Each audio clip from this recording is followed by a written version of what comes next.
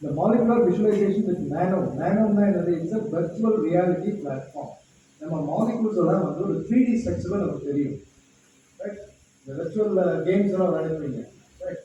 நம்ம பைக்கில் போகிற மாதிரியே இருக்கும் அந்த இதை போட்டுட்டோம்னா. அதே மாதிரி 3D மாலிகுல்ஸ் விசிபிள் லைக் நானோ இந்த virtual reality platform. இது எதுக்காக யூஸ் ஆகுது? to manipulate the molecules to study their interaction and design the new compounds, right?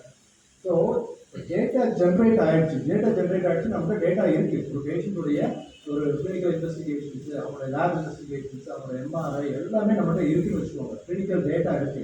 அந்த டேட்டாவை வந்து இன்டகிரேட் பண்ணணும்.